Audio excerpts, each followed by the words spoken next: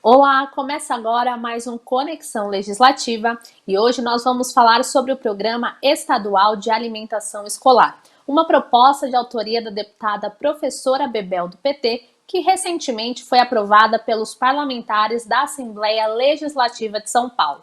No programa de hoje nós vamos entender melhor sobre a importância de cuidar da alimentação no ambiente escolar. E para me ajudar nesse bate-papo de hoje, eu recebo a doutora Juliana Navarrete, que é nutricionista especialista em pediatria da SOBOP, que é a Sociedade Brasileira de Oncologia Pediátrica.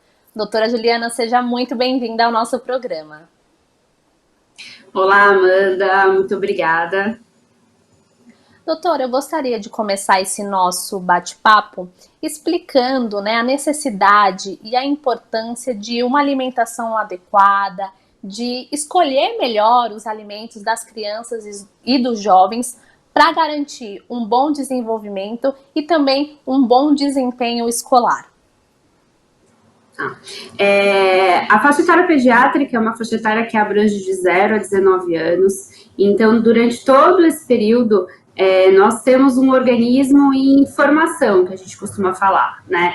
Então ele passa por diversas fases e o alimento ele acaba contribuindo tanto nesse desenvolvimento psicomotor, né, neurológico da criança, quanto também na questão das habilidades ali sociais do alimento ser essa ferramenta de confraternização entre as pessoas, né? Para as crianças bem em idade escolar, né, ter uma alimentação adequada, ela contribui para uma concentração e para um bom desempenho escolar, então eles aproveitarem de uma forma integral todo aquele conteúdo. Doutora, parte do projeto fala sobre essa tentativa de diminuir a oferta de alimentos processados e ultraprocessados. Então, gostaria que a senhora explicasse para a gente o que são esses alimentos processados e ultraprocessados e se existe diferença entre um e outro. Tá. Essa classificação de alimentos processados e ultraprocessados, ela faz parte da orientação a gente chama de novo Guia Alimentar da População Brasileira, que foi publicado em 2014. Então, ele é um guia que ele reclassifica os alimentos, não só de acordo com suas características nutricionais, que geralmente a gente conhece. Então, carboidrato, proteína, gordura. Ele ajuda numa classificação de alimentos de acordo com o grau de processamento desses alimentos. Então, eu tenho produtos in natura, são as frutas, as verduras, os legumes.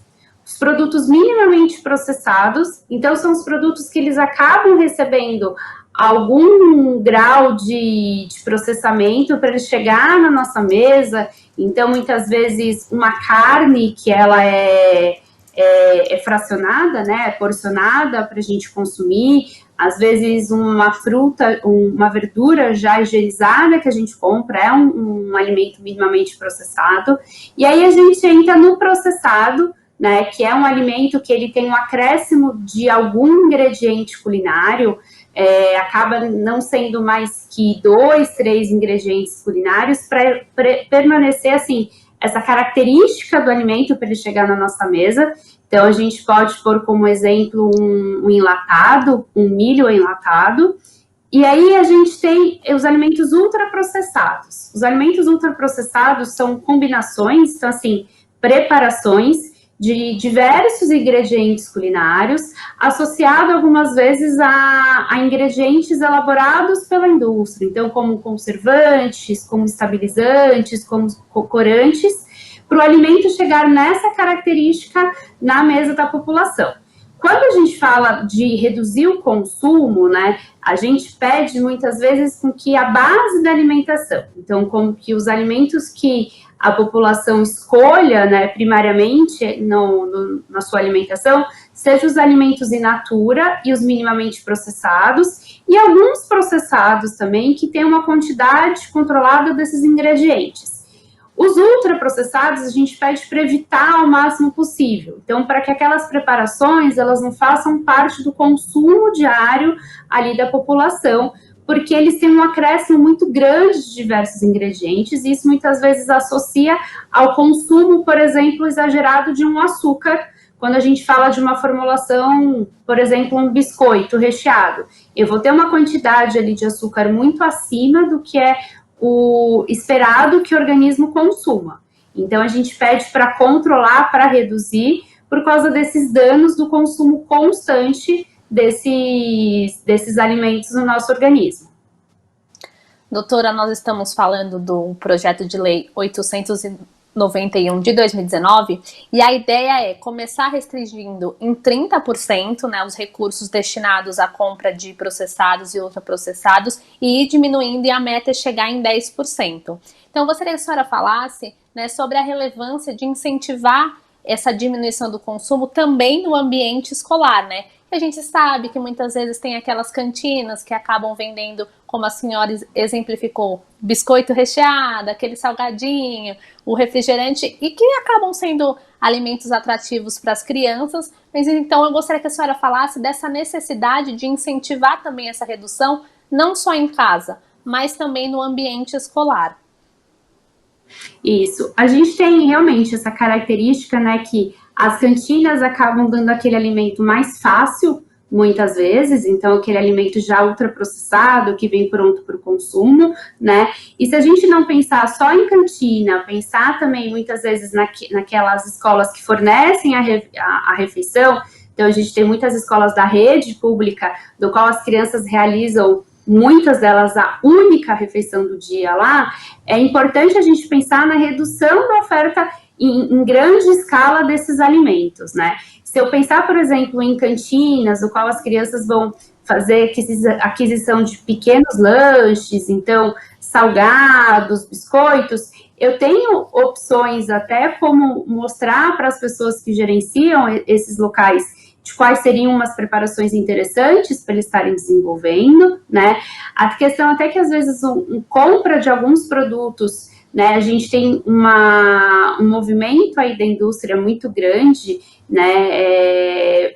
Estabelecido pela pressão social, pela pressão dos órgãos técnicos de saúde, de uma redução de ingredientes culinários como sal e açúcar. Então, a indústria tem um período aí importante para se adaptar para essa redução, além de uma nova rotulagem, onde a pessoa vai conseguir identificar a quantidade de muitos desses ingredientes culinários nessas embalagens. Então, a gente tem muitas vezes, a gente tem essa opção de mostrar essas opções para a cantina, e quando a gente fala muito nas refeições, a gente tem essa possibilidade de reestruturar, né? Então, mostrar muitas vezes que não é tão mais prático, tão mais saudável, você ter uma carne ali, por exemplo, uma carne enlatada que já vem pronta para eu preparar e oferecer para essa criança, né? Que talvez essa quantidade ali de sal, por exemplo, de gordura que tenha naquela preparação, ela já sai vai muito além do que a criança precisa naquele momento. Então, mostrar que o preparo, ele não é tão difícil, né? Porque muito do que a gente tem do alto consumo de alimentos ultraprocessados é a praticidade. Então, eu já tenho uma carne pré-pronta ali que eu só preciso assar, né? Mostrar que muitas vezes com uma pouca mão de obra, eu consigo preparar mesmo uma carne que veio minimamente processada ali, eu consigo fazer um preparo e dar um produto muito mais saudável para essa criança consumir no dia a dia. Doutora, a senhora citou essa questão dos rótulos, né?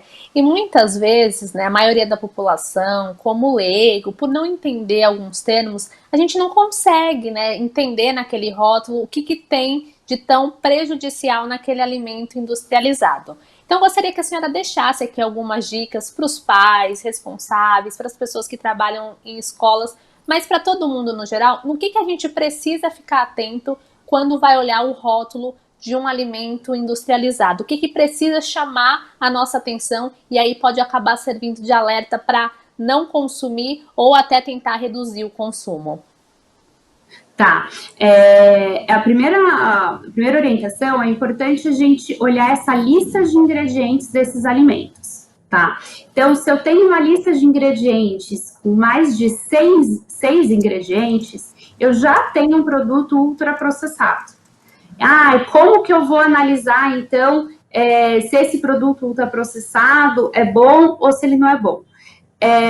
Eu costumo dizer de uma forma bem prática para os meus pacientes no dia a dia, se a gente tiver muito nome ali que a gente não conhece no dia a dia, ele é um produto extremamente ultraprocessado, que é um produto que talvez eu não precise, eu tenho que evitar consumir ele diariamente, né? Então, são produtos que muitas vezes são desenvolvidos ali na indústria, com até um pouco de ingredientes culinários em um certo momento, mas eles são utilizados mais para uma conservação.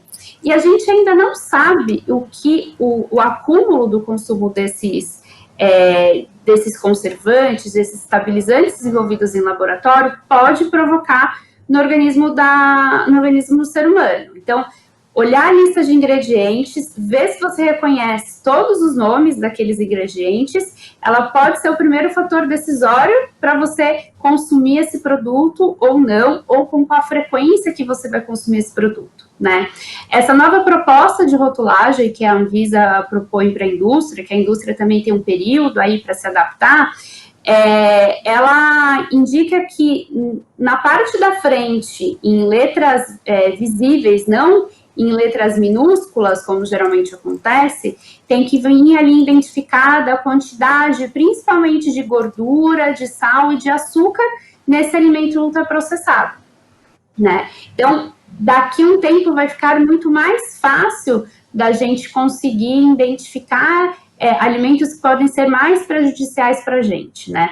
Mas é importante falar, Amanda, que quando a gente fala dessa leitura do rótulo, né, a gente não está falando assim, é proibido, não consuma nunca, né? Se eu falar estritamente de criança, o consumo de produtos mais industrializados para a criança, ela só é recomendada depois dos 2 anos de idade, né? Então, não é adequado eu oferecer para uma criança abaixo dessa idade um biscoito recheado, porque o organismo dela não consegue fazer, muitas vezes, a digestão, né? Fazer a digestão de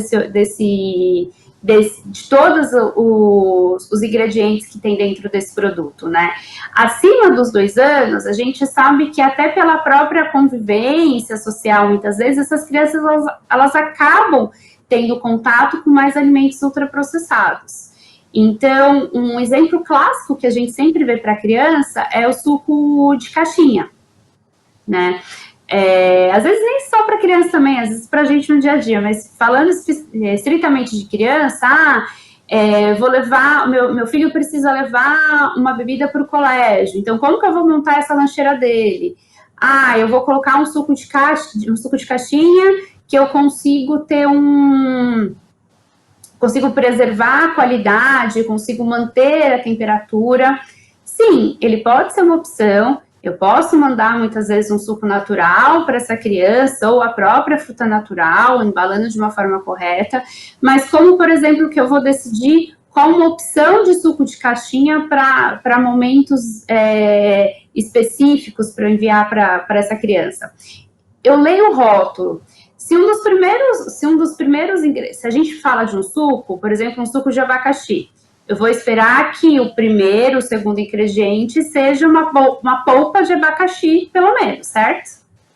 Quando eu vejo que o primeiro ingrediente, ele pode ser um açúcar, depois ele vem uma água, aí eu tenho um aromatizante de abacaxi, aí eu tenho a polpa do abacaxi, eu já vou ter muito menos fruta e a gente está praticamente consumindo uma água com açúcar. Então, esse é um produto que ele deve ser evitado, mesmo de ser consumido mais esporadicamente. Então, ter esse olhar para essa lista de ingredientes. Então, eu estou comprando um suco de abacaxi, mas o abacaxi vem ali, eu tenho uma lista de 10 ingredientes e o abacaxi vem ali como o 6º ingrediente. Então, o que você menos está consumindo naquele produto, ele é o abacaxi. Então, talvez procurar algum outro suco que tenha uma formulação diferente, porque a gente tem alguns outros produtos que ali, a polpa do abacaxi, ele vem no começo. Para a própria redução de açúcar, a gente tem muito produto industrializado utilizando o suco de maçã, por exemplo, para dar uma doçura no produto. Então, a gente tem algumas estratégias da indústria. Então, quando a gente fala do ultraprocessado, né, da redução do ultraprocessado, eu, Juliana, particularmente, eu prefiro sempre tentar explicar de uma forma que a população, que o paciente entenda, para eu dar alternativas para o paciente ter essas escolhas. Nós estamos falando de alimentos industrializados, doutora, e um outro aspecto do Programa Estadual de Alimentação Escolar é justamente a inclusão de alimentos orgânicos. Então, gostaria que a senhora falasse um pouco dos benefícios que podem ser trazidos por esses alimentos orgânicos. A gente tem como uma cultura aqui da agricultura no Brasil a utilização de muitas substâncias agrotóxicas para otimizar o crescimento, otimizar a colheita desses produtos in natura, de frutas, verduras, legumes. Só que a gente tem uma liberação de produtos que são comprovados fora do Brasil, que eles fazem muito mal para a saúde, que eles estão ligados com o desenvolvimento de doenças, por exemplo, com câncer.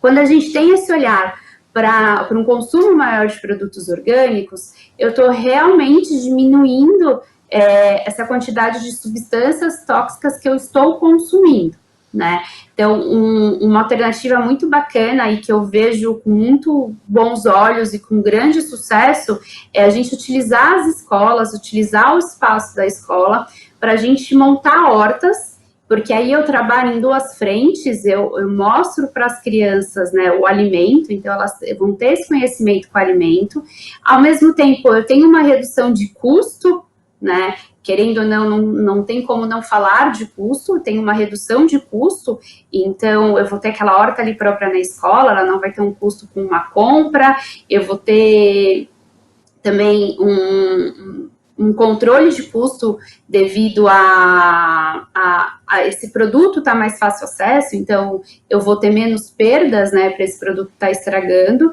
e eu posso, né, num segundo momento, com que a comunidade ali em torno das escolas, ela possa se beneficiar dessa horta também, às vezes adquirindo esses produtos, né, pegando esses produtos nessas hortas, ou até sendo fornecedor da escola, né? Então, estimular a questão da agricultura familiar, mesmo nos espaços urbanos, a gente consegue desenvolver ambientes do qual alguns alimentos eles conseguem ser desenvolvidos para o consumo, e isso acaba gerando até uma fonte de renda para muitas famílias próximas às escolas da comunidade. A senhora citou essa questão da horta, que é justamente algo que também faz parte desse programa estadual de alimentação escolar, que é as hortas escolares como uma ferramenta de educação alimentar e ambiental. E a senhora falou que isso, né, é excelente não só por permitir que as crianças tenham esse consumo de alimentos mais saudáveis e orgânicos, mas também desse contato. Então, eu gostaria que a senhora falasse um pouco da importância da educação alimentar. Como é que os pais podem fazer, como é que as escolas podem fazer para que no dia a dia, pouco a pouco, as crianças comecem a ter mais consciência sobre a própria alimentação e não acabem criando aí uma relação ruim com a comida? A gente entende muitas vezes que o acesso aos alimentos ele é difícil por parte das famílias, mas, por exemplo, tendo uma horta em casa, né, a gente tem como estímulo de incluir, né, a apresentação dos alimentos em diversas matérias, né? A educação alimentar e nutricional, ela já é um item atrelado nos parâmetros curriculares nacionais. Então, essa apresentação dos alimentos, ela pode fazer parte, né, da questão educacional da criança, então ela está inserida nas matérias, em diversas matérias, então dá para inserir educação nutricional em português, em matemática, em ciências, em histórias, então a gente consegue ter essa ligação, né? E as crianças, elas acabam sendo o elo, muitas vezes, em replicar essa informação em casa, né? Então, mostrar para os pais uma forma de utilização. Se a criança, muitas vezes, ela tem um contato ali com uma horta na escola, isso vai incentivar com que ela olhe, muitas vezes, para um vaso ali que ela tem em casa, né? Que a família tem em casa, esse vaso não tá sendo utilizado, enfim, dela replicar o que ela aprendeu na escola, replicar em casa, né? E estimulando essa questão da alimentação, né, mais saudável para os familiares. Então, a criança, ela acaba sendo aí o nosso replicador dessa informação com a família, estimulando a família também nesses novos hábitos. Doutora, nós estamos falando de uma política pública, né, voltada a essa questão da alimentação nas escolas. Então, eu gostaria que a senhora falasse da necessidade de que essas políticas realmente sejam pensadas, sejam colocadas em práticas, porque nós estamos falando de crianças que no futuro vão se tornar adultos, né? Então, da importância de construir cada vez mais essa consciência do cuidado com a própria saúde, do cuidado com a alimentação, para que essas crianças e jovens se desenvolvam da melhor maneira possível e possam também se tornar adultos saudáveis. A gente vive uma situação de insegurança alimentar e nutricional muito preocupante no mundo e no Brasil. Então, o acesso à alimentação, ele está muito difícil, a gente tem altas taxas de desemprego, a gente tem uma queda na renda muito grande da população, e isso faz com que, junto com a alta dos alimentos, então isso faz com que o acesso ao alimento ele seja cada vez mais difícil para uma família.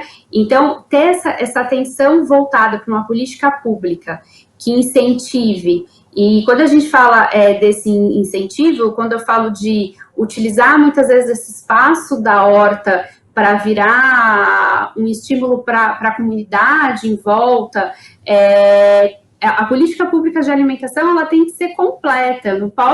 Eu preciso estimular, eu preciso apresentar, mas eu preciso também mostrar como que é o acesso a esses alimentos, né? Então, eu posso plantar algumas coisas na minha casa e ter acesso, eu compro algumas outras coisas, né? O olhar para a política pública é esse olhar tanto da educação, então, da educação, do incentivo do consumo, né, muitas vezes desse estímulo, dessa nova visão para uma outra fonte de renda da família, da questão de agricultura alimentar. Quando eu falo de política pública de alimentação, eu preciso pensar em todas essas vertentes, em todas essas inclusões. Então, falar compre, você precisa comprar, a gente tem o acesso muito difícil porque o preço está muito alto hoje em dia. Então, aquela família de 6 pessoas, eu tenho o pai, a mãe e 4 filhos, que ganha um salário mínimo, precisa pagar aluguel, precisa pagar as contas da casa, precisa comprar alimentação, como que ela vai conseguir comprar um alimento saudável? Isso está muito fora do orçamento dela. Então, ter esse incentivo para a agricultura, ele tem que fazer parte de uma política pública. Então, essa política pública de redução, então eu ter um treinamento das merendeiras, das cozinheiras da escola, dos proprietários de cantina, para mostrar essas outras opções para eles e o quanto que isso também é viável para eles financeiramente e quanto que eles estão contribuindo, né? Essa questão também dos familiares, de mostrar essa visão da agricultura, disso às vezes poder ser uma fonte de renda ali no meio da comunidade, né?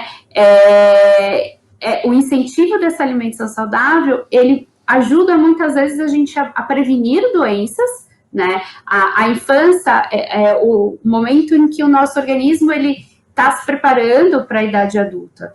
Então, quando eu falo, por exemplo, de prevenção do câncer, que é, né, a minha principal área de atuação, eu preciso olhar para a alimentação desde a criança, para eu pensar muitas vezes em prevenir um câncer num adulto, né, dali 30 anos. Então, se a gente cuidar da alimentação agora, mais para frente, eu vou diminuir os gastos com a saúde em si, né?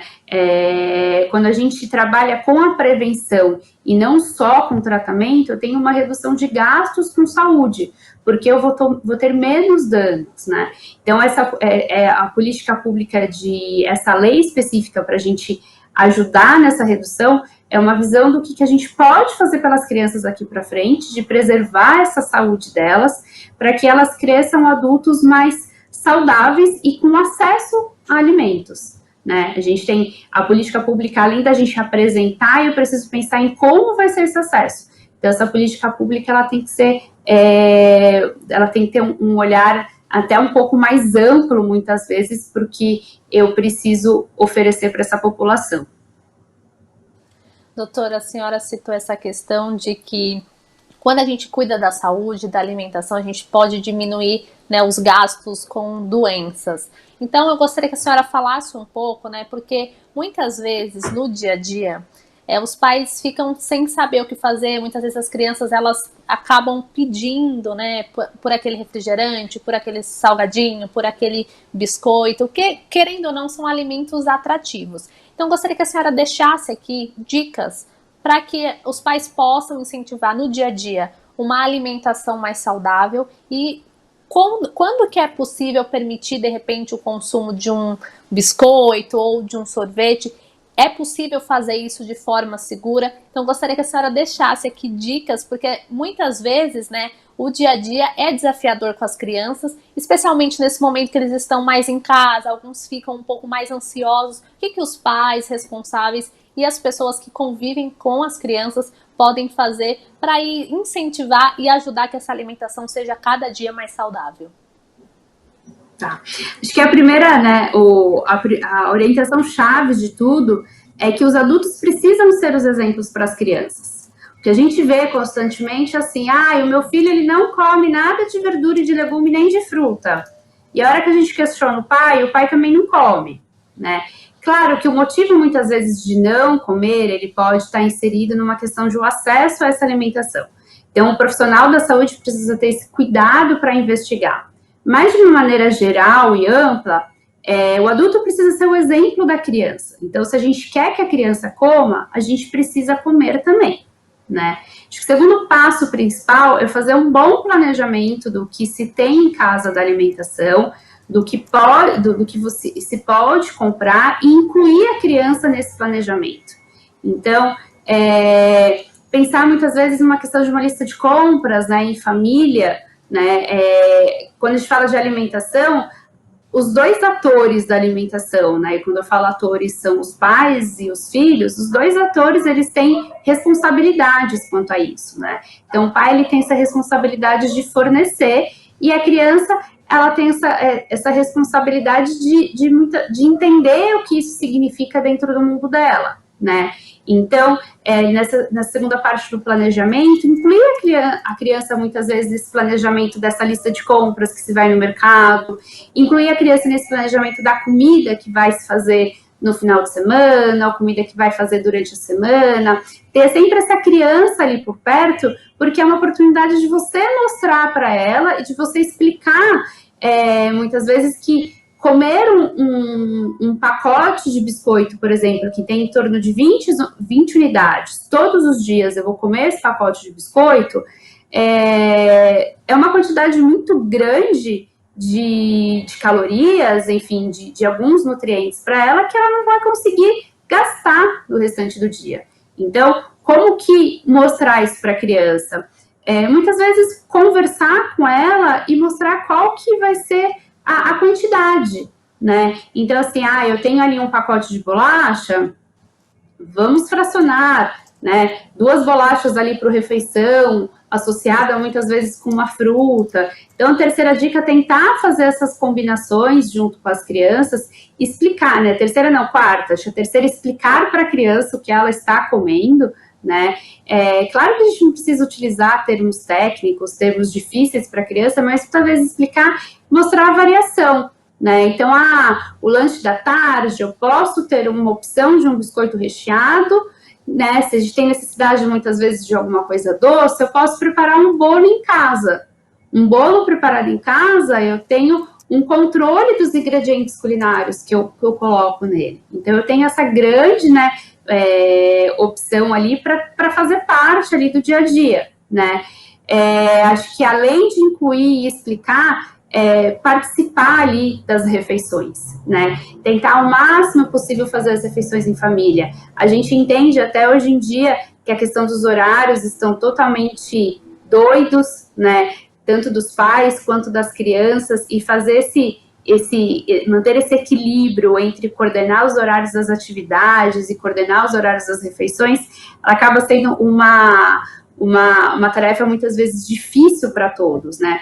Mas tentar ali combinar entre família mesmo, pelo menos 1, 2 refeições, né, que possam fazer todos juntos, né, e conversar e mostrar ali o alimento, né, conversar sobre o dia, conversar sobre o que eles estão comendo. Então, inserir a criança nesse universo da alimentação, né? O adulto, né, o responsável, ele tem a responsabilidade de fornecer a alimentação para a criança, mas também de explicar para a criança o que ela está comendo, de mostrar para ela esse mundo, e esse mundo ali de escolhas alimentares, muitas vezes, que ela tem. Doutora Juliana, muito obrigada pela participação no nosso programa de hoje e por trazer tantas explicações para o nosso público. Imagina, Amanda, eu que agradeço, foi um prazer estar com vocês e compartilhar um pouquinho dessas informações com vocês. Esse foi o Conexão Legislativa de hoje. Acessando o canal do YouTube da Rede Alesp, você pode acompanhar todos os programas. Muito obrigada pela companhia e até a próxima.